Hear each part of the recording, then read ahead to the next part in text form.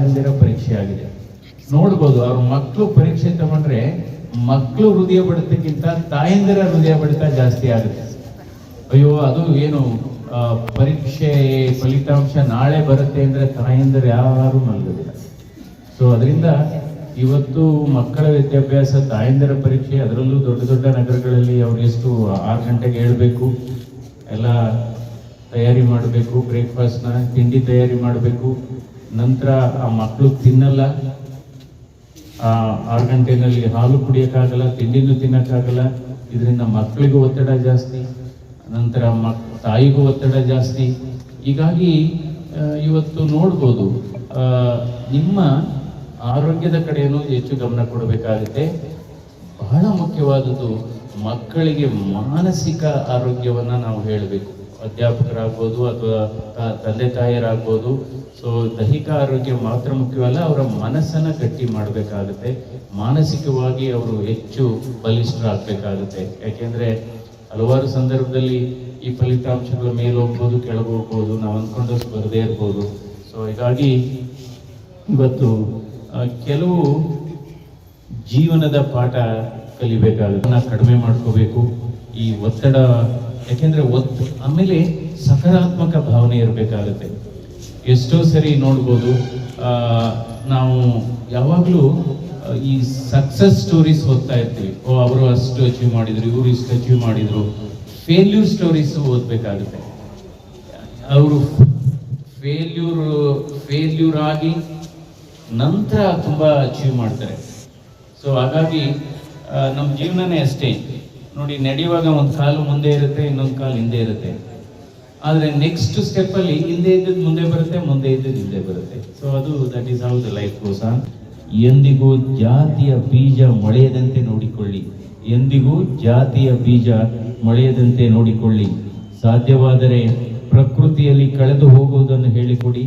ಸುರಿಯುವ ಮಳೆಯಲ್ಲಿ ನೆನೆಯುವ ಚಿಟ್ಟೆಗಳನ್ನು, ಚಂದನವನ್ನು ಆನಂದಿಸುವ, ಹಾರುವ ಪಕ್ಷಿಗಳನ್ನು ಎಣಿಸುವ, ಸಾಲಾಗಿ ನಡೆದುಕೊಂಡು ಹೋಗುವ ಇರುವೆಗಳನ್ನು ಹಿಂಬಾಲಿಸುವ, ಬೀಜ ಮೊಳೆಯುವುದನ್ನು ಕಾಯುವ ಕುತೂಹಲ ತುಂಬಿ, ಗಿಡ ನೆಡಲು ಪಣ ತೊಡುವ ಮನಸ್ಸು ಬರುವಂತೆ ಮಾಡಿ, ಬದುಕಿನಲ್ಲಿ ಮೋಸ ಮಾಡಿ ಗೆಲ್ಲುವುದಕ್ಕಿಂತ ಪ್ರಾಮಾಣಿಕವಾಗಿ ಸೋಲುವುದನ್ನು ಕಲಿಸಿ, ಅನ್ಯಾಯ ಮಾಡಿ ಗಳಿಸುವುದಕ್ಕಿಂತ ಒಬ್ಬರಿಗೆ ನೋವು ಮಾಡಿ ಪಡೆಯುವುದಕ್ಕಿಂತ ಪ್ರಾಮಾಣಿಕತೆಯಿಂದ ಸಾಧಿಸಲು ತಿಳಿಸಿ, ಜೀವ ತುಂಬಾ ಸುಂದರವಾಗಿದೆ ಎಂಬುದನ್ನು ಹೇಳಿಕೊಡಿ. ಪ್ರತಿ ಕ್ಷಣದಲ್ಲೂ ಖುಷಿ ಇದೆ ಎಂಬುದನ್ನು ಅವನಿಗೆ ತಿಳಿಯಲಿ. ಹೆಣ್ಣನ್ನು ಗೌರವಿಸುವ, ದೀನ ದುರ್ಬಲರನ್ನು, ವಯೋವೃದ್ಧರನ್ನು ನೋಡಿ ಮರುಗುವ ಗುಣ ಕಲಿಸಿ, ಕಷ್ಟದಲ್ಲಿ ನೋವಿನಲ್ಲಿರುವವರ ಸಹಾಯಕ್ಕೆ ಧಾವಿಸುವ ಛಲ ಬರುವಂತೆ ಮಾಡಿ, ನಾನು ಅವನನ್ನು ಅವಳನ್ನು ಒಬ್ಬ ಡಾಕ್ಟರು, ಇಂಜಿನಿಯರು, ಉನ್ನತ ಅಧಿಕಾರಿಗಿಂತ ಒಳ್ಳೆಯ ಮನುಷ್ಯರಾಗಿ ಬಾಳುವುದನ್ನು ಕಾಣಬಯಸುತ್ತೇನೆ. ಇಂಥ ಗುಣಗಳನ್ನು ರೂಢಿಸಿದರೆ ನಾನು ನಿಮಗೆ ಚಿರಋಣಿ ಅಂತ ಹೇಳ್ತೇನೆ. ಸೊ ಹಾಗಾಗಿ ವಿದ್ಯೆಯನ್ನು ಕಲಿಸ್ಬೇಕು, ಸಂಸ್ಕಾರವನ್ನು ಕಲಿಸ್ಬೇಕು, ಬದುಕನ್ನು. ಅಂದರೆ ವಿದ್ಯೆಯ ಮೂಲ ಸಂದೇಶ, ಶಿಕ್ಷಣದ ವ್ಯವಸ್ಥೆಯ ಮೂಲ ಸಂದೇಶ, ನಾವು ಬದುಕಿನ ಬೆಲೆಯನ್ನು ಅರ್ಥ ಮಾಡ್ಕೋಬೇಕು. ಅಂದರೆ ವಸ್ತುಗಳ ಬೆಲೆಯನ್ನು ಅರ್ಥ ಮಾಡೋದಕ್ಕಿಂತ ಬದುಕಿನ ಬೆಲೆಯನ್ನು ಅರ್ಥ ಮಾಡ್ಕೋಬೇಕು.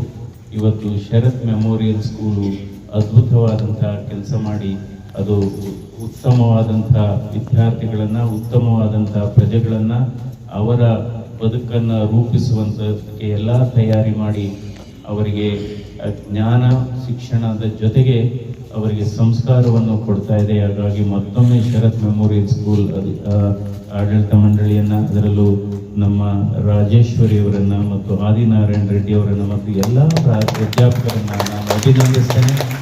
ನೋಡಿ, ಅದಕ್ಕೋಸ್ಕರ ಅಷ್ಟೇ ಇವತ್ತು ಪುನಃ ಹೇಳ್ತೇನೆ, ನಾವು ಯಾವ ಶಾಲೆಗಳಲ್ಲಿ ಅಥವಾ ತುಂಬ ಪ್ರತಿಷ್ಠಿತ ಶಾಲೆಗಳಲ್ಲಿ ಅಥವಾ ಫೀಸ್ ಈಗೇನಾಗ್ಬಿಟ್ಟಿದೆ, ಯಾವ್ದಾದ್ರು ಶಾಲೆಗಳಲ್ಲಿ ಫೀಸ್ ಜಾಸ್ತಿ ತಗೋತಾ ಇದ್ದಾರೆ ಅಂದರೆ ಅದು ಚೆನ್ನಾಗಿದೆ ಅಂತ ಅರ್ಥ.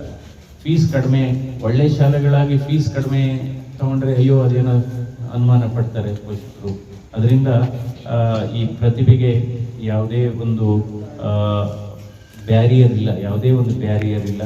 ಸೊ ಇವತ್ತು ಎಲ್ಲರೂ ಕೂಡ, ದೇವರು ಎಲ್ಲರಿಗೂ ಕೂಡ ಅದೇ ಮೆದುಳನ್ನು ಕೊಟ್ಟಿರ್ತಾನೆ, ಅದೇ ಬುದ್ಧಿಯನ್ನು ಕೊಟ್ಟಿರ್ತಾನೆ. ಅದನ್ನು ಯಾವ ರೀತಿ ನಾವು ಬಳಸ್ಕೊತೀವಿ ಅದರ ಮೇಲೆ ನಮ್ಮ ಭವಿಷ್ಯ ಆಗುತ್ತೆ. ಎಲ್ಲ ಮಕ್ಕಳಿಗೂ ಉತ್ತಮವಾದಂಥ ಭವಿಷ್ಯ ಇದೆ. ಸೊ ನಿಮ್ಮೆಲ್ಲರನ್ನೂ ನಾವು ಭಾರತದ ಅತ್ಯುತ್ತಮ ಪ್ರಜೆಗಳು ಆಗಿ ನಾನು ಕಾಣಬಯಸ್ತೇನೆ. ನಿಮಗೆಲ್ಲ ಅಭಿನಂದನೆಗಳು. ನಮಸ್ಕಾರ.